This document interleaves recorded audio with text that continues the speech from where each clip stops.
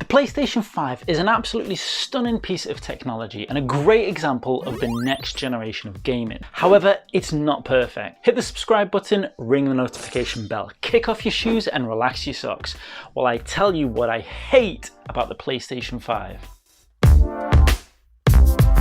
Now, hate might be a strong term, but for all the things I love about the PlayStation 5, there are a few things that I don't like about the PlayStation 5 and that I wish were different.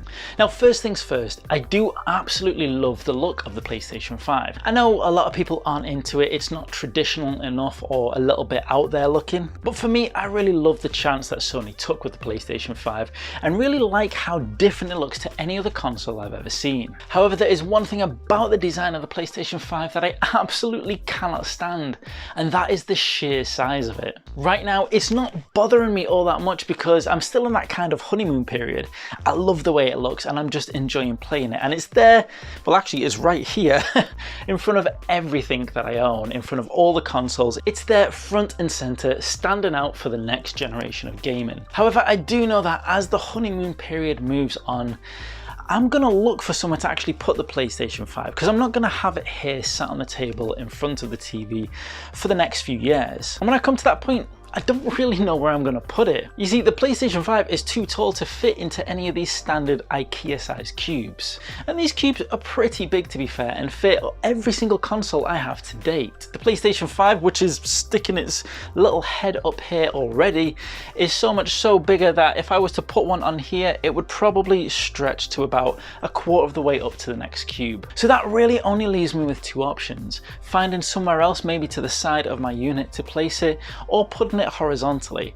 And I don't really want to place it horizontally. For one, I really like the look of it vertically, and two, I'm not 100% certain, but I feel like it was designed to stand vertically for the cooling aspects of the console. Needless to say, the PlayStation 5 is damn big. It's too damn big. And it's one of the things I really dislike about the PlayStation 5. Now, carrying on with the theme of size, but this time, things are too small. The memory on the PlayStation 5. Now, a lot of people mention it as coming with about 1 terabyte of data. It doesn't even come with 1 terabyte. It comes with, I think, about 800 gigabytes. And I'm not even sure if all of that is usable.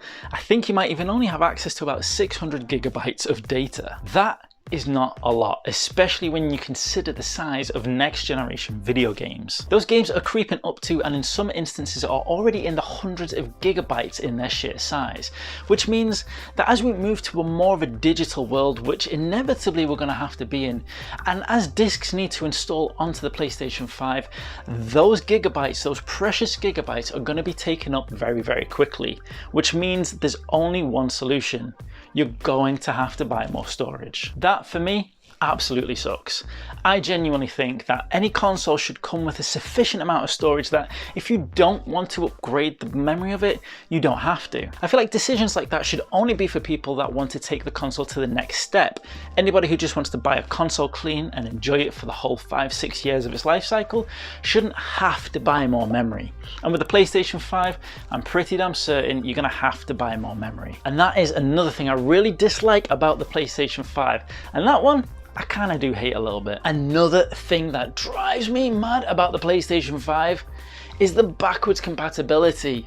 Yes, we do have access to pretty much all the PlayStation 4 games, and that is amazing. It's a hell of a lot better than what the PlayStation 4 offered us. But I do not see any good reason why we shouldn't have access to PlayStation 1 and PlayStation 2 games as well. PlayStation 3 is a different story. It's not impossible, but I'll give Sony the benefit of the doubt. But when it comes to PlayStation 1 and PlayStation 2 games, I know it was a conscious decision to avoid that. Now, maybe that kind of emulation might come further down the life cycle of the PlayStation 5, but in all honesty, as hopeful as I am, the chances are it probably won't. You see, decisions like this are usually made because companies have a long-term plan, and I'm guessing Sony are planning to sell those games back to us, either in a subscription form or maybe less likely individually.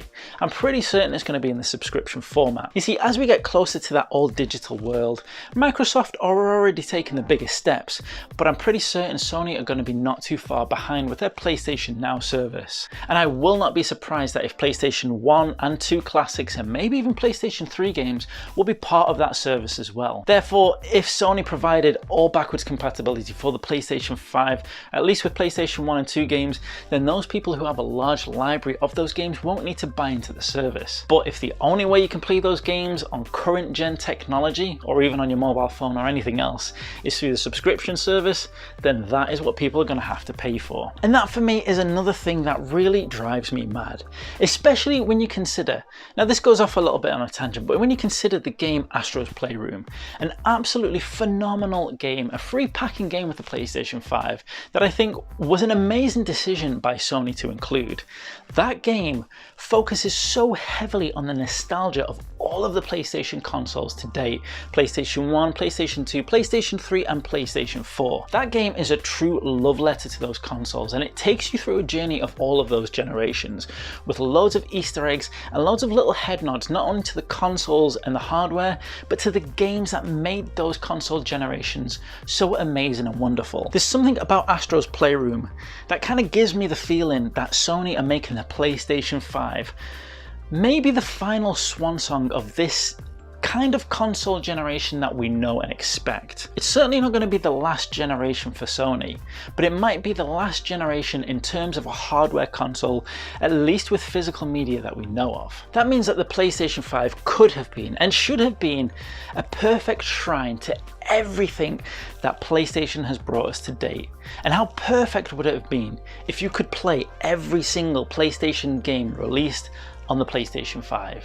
Of all the things that bother me about the PlayStation 5 and I wish were different, this is the one that I wish for the most. If there is any chance that Sony could bring that kind of emulation to enable us to enjoy the classic PlayStation games on the PS5, I would absolutely love it, but I'm not going to hold my breath. In the meantime, despite those annoying niggles about the PlayStation 5, I am absolutely loving the console, way more than I ever expected that I would. The PlayStation 5 really does bring the next generation in wonderfully. I am so excited for what the next 5 years of PlayStation 5 have to offer, but right now I am just enjoying everything it has to offer in this moment. So to balance out this episode, the next episode is going to be what I love about the PlayStation 5. So if you're not already subscribed and you want to check out that episode, then hit the subscribe button and ring the notification bell so you don't miss out when that uploads. Once again, thank you for watching and see you next time.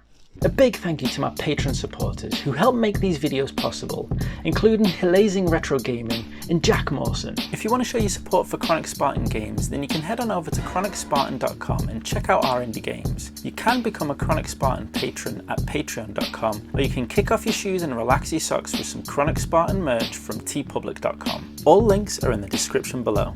But the simplest and easiest way to show your support is to just hit that subscribe button. Thank you for tuning in.